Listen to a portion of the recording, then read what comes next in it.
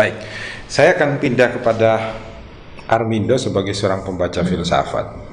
Ada cerita menarik tentang wabah yang akan memasuki kota Damaskus. Ketika wabah itu bertemu dengan seorang khalifah bertanya, "Kamu mau kemana?" Dia mengatakan, "Saya akan mengambil 1000 nyawa di kota Damaskus. Silakan." Setelah dia masuk di kota dan dia keluar dari kota Damaskus, si khalifah kembali mencegat si wabah ini dan bertanya, "Hei wabah, kenapa ada 50.000 orang yang meninggal? Katanya kamu hanya mengambil 1000." Si wabah mengatakan, "Saya hanya ambil 1000. Yang 49.000 lainnya mereka mati karena ketakutan." Ini cukup memberi suatu gambaran tentang manusia. Tentunya di dalam filsafat diajarkan kesatuan antara jiwa dan tubuh. Penting sekali juga kita menyampaikan kepada masyarakat untuk menjaga keseimbangan antara jiwa dan tubuh, sehingga segala penyakit, segala wabah apapun mampu dihadapi manusia secara independen diri mereka sendiri untuk mengobati. Karena bagaimanapun kita tahu bahwa virus corona ini berdasarkan hasil penelitian juga, bagi mereka yang tidak memiliki penyakit bawaan yang berat seperti kanker, seperti diabetes, jantung, dan lain-lain, mereka dapat sembuh dengan sendirinya. Bagaimana filsafat melihat gambaran kesatuan antara jiwa sama badan atau tubuh? Ini perlu diketahui juga oleh publik, sehingga setiap orang juga mampu untuk mempertahankan kesehatan dirinya masing-masing berdasarkan informasi, hasil penelitian juga, hasil yang nyata juga tentang kesatuan antara jiwa dan tubuh. Silakan. Baik, terima kasih kepada seniman hukum dan kemanusiaan. Sebenarnya dari dulu sekali dalam pembahasan filsafat ilmu pengetahuan dibicarakan beberapa perkembangan tahapan ilmu yang bicara tentang jiwa, tubuh, dan pada akhirnya dari alam agama membicarakan roh. Yang dibicarakan pagi ini saya bicarakan pada tubuh dan jiwa, mempersempit ke situ. Ilmu biologi menekankan pada pentingnya tubuh. Segala ilmu pengetahuan yang dikemukakan semata-mata untuk kepentingan tubuh. Tubuh menjadi penentu utama, tubuh menjadi determinasi dalam kehidupan manusia. Namun dalam perjalanan ada ilmu-ilmu psikologi misalnya. Mereka mulai membicarakan tentang jiwa. Ada perbedaan mendasar antara tubuh dan jiwa ini. Dalam dunia khususnya yang kita mau bicarakan di sini berkaitan dengan virus corona, berkaitan dengan badan ini, seluruh kekuatan kita tanah air hari ini kita menggerakkan untuk semata-mata kepentingan tubuh. Misalnya yang kita lakukan adalah cek kesehatan, yang kita lakukan adalah cek sumber penyakitnya, semata-mata untuk mencek organ tubuh mana yang minimal berkontribusi besar terhadap kematian seseorang. Tidak dicek jiwanya ya. Nah, kita lupa bahwa ternyata virus corona ini, saya bukan ilmu medik, tapi dalam beberapa data empirik yang kita bisa pakai bahwa ada yang sembuh. Artinya apa? Ternyata tidak semata-mata tergantung pada ketika kena virus pada akhirnya otomatis mati, tapi kontribusi jiwa itu pun menentukan berakhirnya perjalanan manusia. Kontribusi yang dimaksud adalah, kalau dulu sekali orang bicara bahwa mens sana in corpore sano, bahwa jiwa yang sehat ada dalam tubuh yang sehat. Ungkapan itu sekaligus mengabaikan jiwa, bahwa jiwa tidak penting. Yang penting tubuh saya sehat, dengan sendirinya jiwa sehat. Jadi yang dia lakukan adalah makan sehat, yang dia lakukan adalah berolahraga, tapi dia lupa bahwa ketika dalam perjalanan akhir-akhir ini, ungkapan atau tesis itu sudah dibantah oleh ilmu psikologi dengan mens sana in corpore sano, bahwa jiwa tubuh yang sehat ada dalam jiwa yang sehat. Persoalan jiwa ini apa sebenarnya? Beberapa pemikir besar, misalnya Van Perlen, dia bicara jiwa ini adalah Katakan berpikir positif, tidak cemas, tidak takut, Tidak marah. tidak marah. Hal-hal ini yang pada akhirnya ketika kita marah, ketika kita takut, ketika tidak kita cemas, maka komponen-komponen ini berkontribusi besar melahirkan penyakit bagi tubuh. Nah, sudah corona sudah ada, pada akhirnya kita takut akan bahaya corona, wajar. Tapi perlu digarisbawahi bahwa ketakutan yang wajar itu perlu. Tapi kalau ketakutan yang tidak wajar, itu pada akhirnya membunuh kita, bukan corona yang membunuh. Kalau ini digelar suatu peradilan, minimal ada dalam analogi saya, kalau seandainya digelar suatu peradilan terhadap corona, maka corona akan membela diri.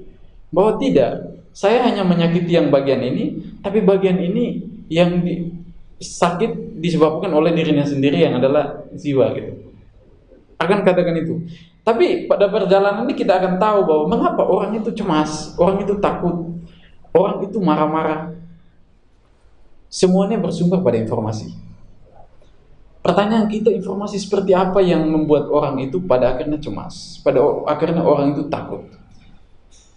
Informasi yang berbasiskan data, tapi diproduk oleh ilmu pengetahuan. Saat ini, saya mau mengajak kita untuk berpikir saintis. Bukan mengabaikan agama di ruang publik ini, tidak. Saya mau katakan bahwa persoalan agama, persoalan saintis. Kita bedakan dulu. Misalnya kita sepakat bahwa corona adalah persoalan saintis, maka pendekatannya adalah pendekatan saintis. Pendekatan saintis artinya apa? Informasi yang disebarkan ke publik adalah produk ilmu pengetahuan. Jadi tidak serta-merta informasi yang diterima publik dan dikonsumsi, tapi informasi yang berasal dari data berasal dari ilmu pengetahuan melalui metodologi tertentu. Kita punya itu. Kita punya LIPI, kita punya teman-teman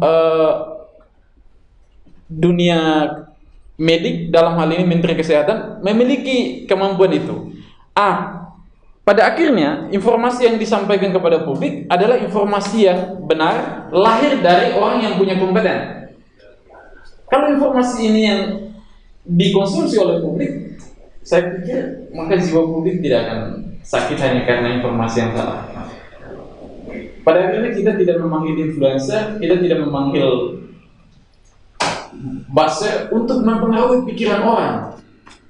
Kegiatan buzzer ini bagi saya, buzzer ini hari ini harus dihentikan dulu. Ini sudah menjadi krisis yang sangat global. Bahkan kita sudah sepakat bahwa ini pandemi melalui organisasi yang namanya WHO itu mengatakan ini pandemi. Kalau ini sudah dinyatakan persoalan global, persoalan kemanusiaan, maka saatnya informasi tidak diproduk oleh orang yang tidak berkompeten, misalnya buzzer, misalnya influencer, tapi diproduk oleh orang yang berkompeten, dalam hal ini adalah Menteri Kesehatan misalnya. Pertanyaannya, apakah dalam hal ini akan melahirkan monopoli informasi? Pertanyaan ini akan dijawab ketika Menteri Kesehatan tidak diragu kompetensinya, dalam hal ini integritas intelektual. Integritas intelektual yang saya maksud adalah ketika dia mengemukakan informasi ke publik, informasi yang benar bukan karena memang membenarkan, tapi bukan karena kelihatannya benar, tapi karena ini adalah hasil olah metodologi, hasil olah dari intelektualitasnya yang menekankan pada asas terlibat pada kebenaran. Dia tidak sembarang menyampaikan informasi, karena publik hanya butuh itu. Hanya butuh itu ya. Informasi yang benar, yang tepat, lahir dari orang yang berkompeten secara keilmuan. Bukan hanya benar, tapi harus tepat. Iya. Harus juga menguatkan jiwa sekaligus tubuh. Betul. Jiwa publik itu juga sangat penting. Ada hal penting yang digarisbawahi dari informasi yang disampaikan oleh Armindo kepada kita semua, khususnya dari ruang pengamatan filsafat. Ternyata sangat perlu bagi kita juga, tidak hanya kemudian ketika mengalami wabah ini, kemudian menjaga fisik tubuh dengan cara mencuci tangan, menjaga makanan, menghindari pertemuan-pertemuan dan publik, tetapi perlu juga informasi yang disampaikan oleh pemerintah ini membangkitkan semangat jiwa kita untuk menjadi baik, menjadi sehat. Karena jiwa yang sehat otomatis akan mampu menjaga tubuh kita tetap sehat.